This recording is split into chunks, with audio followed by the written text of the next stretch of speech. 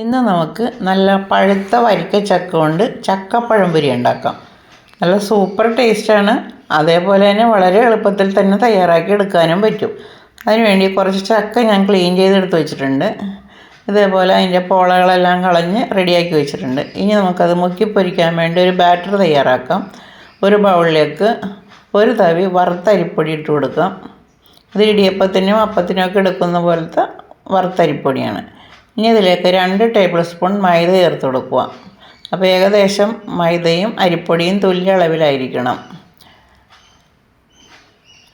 ഇനി ഇതിലേക്ക് ബാറ്ററിനൊരു മധുരം കിട്ടാൻ വേണ്ടി 1 ടേബിൾ സ്പൂൺ പഞ്ചസാരയും കൂടി ചേർത്ത് കൊടുക്കാം. ഇനി അതിലേക്ക് ഒരു നുള്ള് ഉപ്പും കൂടി ചേർക്കാം.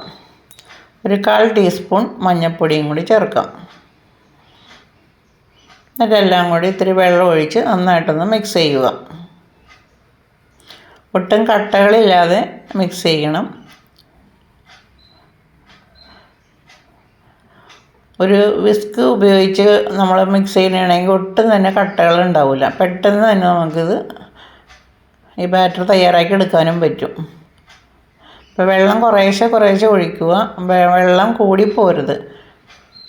നമുക്കൊരു തിക്കായിട്ടുള്ളൊരു ബാറ്ററാണ് വേണ്ടത്. എന്നാലേ ഇത് നമുക്ക് മുക്കിയെടുത്ത് പൊരിക്കാൻ പറ്റുള്ളൂ.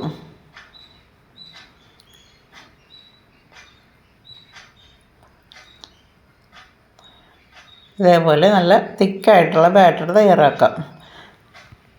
അപ്പോൾ അത് തയ്യാറാക്കി വെച്ചിട്ടുണ്ട്. ഇനി നമുക്ക് ചക്കച്ചുള അതിൻ്റെ ഉള്ളിലത്തെ കുരുവെല്ലാം കളഞ്ഞു വെക്കണം. പിന്നെ അതിൻ്റെ കുരുവെല്ലാം കളഞ്ഞു വെച്ചിട്ടുണ്ട്. അതേപോലെ അതിൻ്റെ മുകളിലത്തെ പോളകളും പാടകളും എല്ലാം കളഞ്ഞു വെക്കണം. അതേപോലെ നല്ല ക്ലീനാക്കി വെക്കുക. നല്ല ടേസ്റ്റാണ് ഈ ചക്കപ്പഴംപൊരി. നമ്മൾ ഏത്തപ്പഴം കൊണ്ട് പഴംപൊരി ഉണ്ടാക്കുന്നതിനേക്കാളും നല്ല ടേസ്റ്റാണ് നമ്മുടെ ചക്കപ്പഴംപൊരി. ഒരു പ്രാവശ്യമെങ്കിലും നിങ്ങളിതൊന്ന് തയ്യാറാക്കി നോക്കുക. ഇനി നമുക്ക് സ്റ്റവ് കത്തിക്കാം. ഒരു പാൻ അടുപ്പിൽ വെച്ച് ചൂടായി കഴിയുമ്പോൾ അതിലേക്ക് കുറച്ച് വെളിച്ചെണ്ണ ഒഴിച്ചു കൊടുക്കാം. അപ്പോൾ ഞാനിവിടെ വെളിച്ചെണ്ണയാണ് ഉപയോഗിക്കുന്നത്. വെളിച്ചെണ്ണ ഓയിലോ എന്തായാലും മതി. അപ്പോൾ നല്ല ടേസ്റ്റ് കിട്ടണമെങ്കിൽ വെളിച്ചെണ്ണയാണ് നല്ലത്. ഇനി ഇതിലേക്ക് നമുക്ക് ഓരോ ചക്കയിട്ട് ഇതേപോലെ പൊട്ടിയെടുക്കാം. എന്നിട്ട് വെളിച്ചെണ്ണയിലേക്ക് ഇടാം. അപ്പോൾ നന്നായിട്ട് ചൂടായി കഴിഞ്ഞിട്ട് പിന്നെ സ്റ്റവ് മീഡിയത്തിലിടുക. ഓരോന്ന് ഇതേപോലെ ഇട്ട് കൊടുക്കാം. ഒരു 10 സെക്കൻഡ് കഴിഞ്ഞതിന് ശേഷമേ അനക്കാൻ പാടുള്ളൂ, അല്ലെങ്കിൽ എല്ലാം കൂടി പൊടിഞ്ഞു പോകും.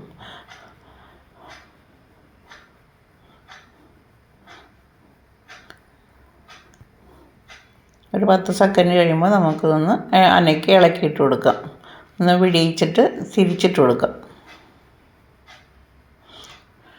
അപ്പോൾ പെട്ടെന്ന് തയ്യാറാക്കി എടുക്കാം. ഈ ചക്ക ചൂടാകുമ്പോൾ തന്നെ വേകും. അപ്പോൾ അതുകൊണ്ട് നമുക്ക് ബാറ്റർ മാത്രം ഒന്ന് റെഡിയായാൽ മതി. വേഗം തയ്യാറാക്കി എടുക്കാവുന്ന ഒരു പഴംപൊരിയാണ്. ചക്ക കൊണ്ടും ഇതേപോലെ പഴംപൊരി ഉണ്ടാക്കി നമുക്ക് കഴിക്കാം.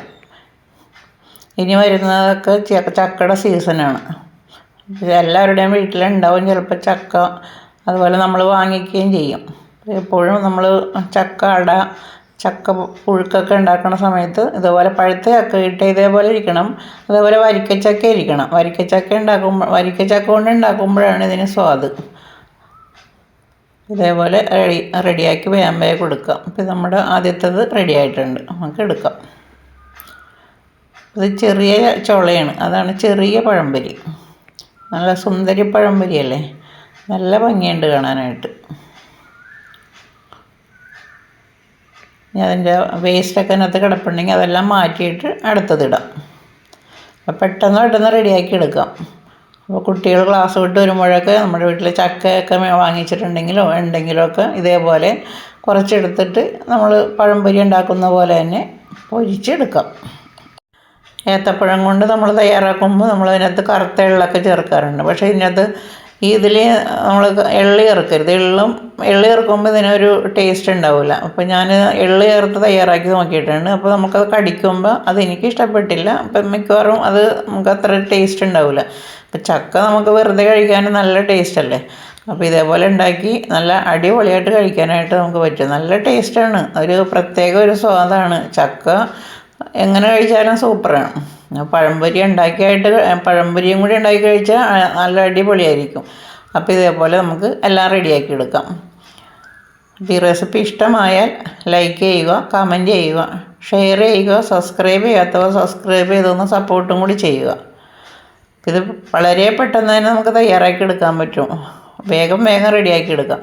അപ്പോൾ ബാറ്റർ തയ്യാറാക്കുമ്പോൾ എപ്പോഴും ശ്രദ്ധിക്കേണ്ടത് ഒന്ന് ടൈറ്റായിട്ട് വേണം ബാറ്റർ കലക്കിയെടുക്കാനായിട്ട്. അല്ലെങ്കിൽ ഇത് ഉടഞ്ഞു, നമ്മൾ ഇട്ട് കഴിഞ്ഞ് കുറച്ച് കഴിഞ്ഞ് ഇതുപോലെ തിരിച്ചിടുമ്പോഴത്തേക്കും ബാറ്റർ ലൂസായി പോവും. ബാറ്റർ അതിൽ നിന്ന് വിട്ടു പോരും.